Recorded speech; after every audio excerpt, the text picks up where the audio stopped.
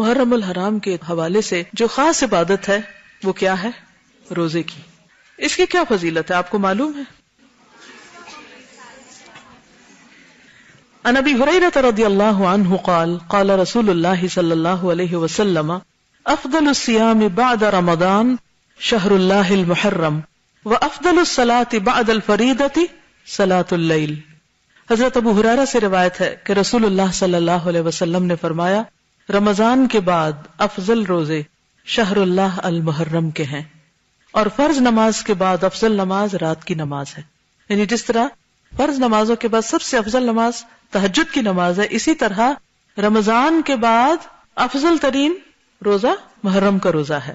عن ابی ہریرہ قال جاء رجل الى النبي صلی اللہ علیہ وسلم فقال ای صیام افضل بعد شہر رمضان قال شہر اللہ الذی تدعونہ المحرم. ابو ہریرہ سے روایت ہے کہ ایک آدمی نے نبی صلی اللہ علیہ وسلم کی خدمت میں حاضر ہو کر کہا ماہ رمضان کے بعد کون سے روزے افضل ہیں؟ آپ نے فرمایا اللہ کے اس مہینے کے جسے تم لوگ محرم کہتے ہو. حضرت ابن عباس سے عاشورہ کے روزے کے بارے میں پوچھا گیا، خاص طور پر 10ویں محرم کا روزہ جو ہے. جب حضرت ابن عباس سے اس کے بارے میں پوچھا گیا تو انہوں نے کہا میرے علم کے مطابق رسول اللہ صلی اللہ علیہ وسلم نے کسی دن کو سب دنوں سے افضل سمجھ کر روزہ نہیں رکھا سوائے اس دن کے یعنی عاشورہ کے، اور نہ کسی مہینے کے سوائے اس مہینے کے یعنی رمضان میں. یعنی رمضان کے روزے بہرحال سب سے افضل ہے، اس کے بعد ثواب کے اعتبار سے اس دن کا روزہ. ابن عباس کہتے ہیں کہ رسول اللہ صلی اللہ علیہ وسلم رمضان کے بعد کسی دن کی اور دنوں پر فضیلت کا انتظار نہیں فرماتے تھے سوائے عاشورہ کے دن کے. اور یہ بھی آپ کو معلوم ہے نا کہ رمضان کے روزے فرض ہونے سے پہلے محرم کے روزے ہوتے تھے. یہ بھی یاد رکھیے کہ یہود بھی محرم میں روزے رکھتے تھے، اور خصوصاً 10 محرم کا روزہ. اور اسی طرح دور جاہلیت میں قریش بھی محرم کو روزہ رکھا کرتے تھے. اور عاشورہ کا روزہ اتنا اہم ہے، یعنی 10ویں محرم کا، اور اس کا تعلق بھی واقع کربلا سے نہیں ہے، یہ اس سے پہلے کا روزہ ہے کہ بچوں کو بھی روزہ رکھواتے تھے. ربیہ بنت معوذ کہتی ہیں کہ رسول اللہ صلی اللہ علیہ وسلم نے عاشورہ کی صبح کو انصار کے محلوں میں کہلا بھیجا کہ جس نے صبح کھا پی لیا ہو وہ دن کا باقی حصہ روزے کی طرح پورا کرے، اور جس نے کچھ کھایا پیا نہ ہو وہ روزے سے رہے. وہ کہتی ہیں کہ پھر بعد میں بھی اس دن روزہ رکھتے اور اپنے بچوں کو بھی رکھواتے. انہیں ہم اون کے کھلونے دے کر بہلاتے، جیسے گڑیا وغیرہ ہوتے ہیں نا، ہم کپڑے کے بناتے ہیں، تو وہ اون کے کچھ کھلونے وغیرہ بنا کے وہ بچوں کو دیتے کہ اس سے کھیلیں، اور ان کو بہلائے رکھتے. جب کوئی کھانے کے لیے روتا تو وہی دیتے یہاں تک کہ افطار کا وقت آ جاتا. اب یہ رونے والے بچوں کا روزہ ہے. کون سی عمر کے بچے ہو سکتے ہیں؟ بہت چھوٹے بچے. تو اب آپ دیکھ لیجیے آپ کے گھر میں چھوٹے سے چھوٹا کون ہے اور وہ کیا کرے گا. ان کو کس سے بہلانا ہے؟ آپ نے کوئی کھلونے وغیرہ رکھے ہوئے کہ نہیں، یا بنا کے رکھے ہوئے نہیں. امام زہری رحمۃ اللہ علیہ حالت سفر میں بھی عاشورہ کا روزہ رکھتے. یعنی ہو سکتا ہے آپ میں سے بعض لوگ ٹریولنگ میں ہوں تو وہ بھی سن لیں.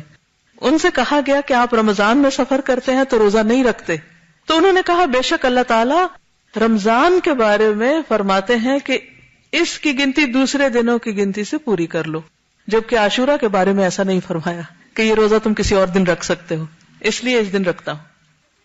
حضرت ابو قتادہ کہتے ہیں کہ رسول اللہ صلی اللہ علیہ وسلم نے فرمایا صیام یوم عاشوراء احتسب علی اللہ ان یکفر السنۃ التي قبلہ. صحیح مسلم. نبی صلی اللہ علیہ وسلم نے فرمایا میں سمجھتا ہوں کہ اللہ تعالیٰ عاشورہ کے دن کے روزے کے بدلے گزشتہ 1 سال کے گناہ معاف فرما دے گا. ابو قتادہ ہی سے روایت ہے کہ عاشورہ کے دن کے روزے کے بارے میں پوچھا گیا تو آپ نے فرمایا یہ پچھلے 1 سال کے گناہوں کا کفارہ ہے. حضرت عبداللہ بن عباس سے روایت ہے نبی صلی اللہ علیہ وسلم مدینہ تشریف لائے تو یہود کو یوم عاشورہ کا روزہ رکھتے دیکھا تو پوچھا تم اس دن کیوں روزہ رکھتے ہو؟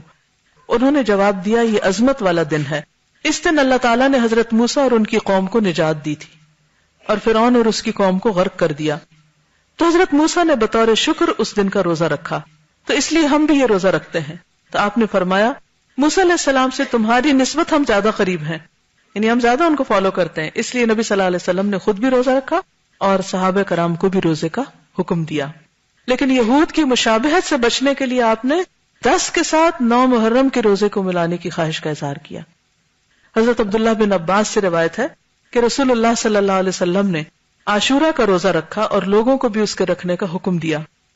تو لوگوں نے کہا اللہ کے رسول صلی اللہ علیہ وسلم یہ وہ دن ہے جس کی یہود اور نصارہ عزت کرتے ہیں. آپ نے فرمایا جب اگلا سال آئے گا اگر اللہ نے چاہا تو ہم 9 تاریخ کا روزہ بھی رکھیں گے، لیکن اگلا سال آنے سے پہلے آپ کی وفات ہو گئی. تو اس سے پتہ کیا چلتا ہے کہ 9 محرم کا بھی 7 روزہ رکھے. بعض لوگوں نے 10 اور 11 کی بات کی لیکن وہ سند ضعیف ہے، اس لیے افضل کیا ہے 9 اور 10 کا روزہ رکھنا. لیکن اگر کسی وجہ سے آپ 2 دن کا نہیں بھی رکھ سکتے، افضل تو یہی ہے، تو کم از کم 10 کا روزہ رکھنا نہ بھولیے. تو آج آپ نے کچھ سیکھا؟ کیا سیکھا؟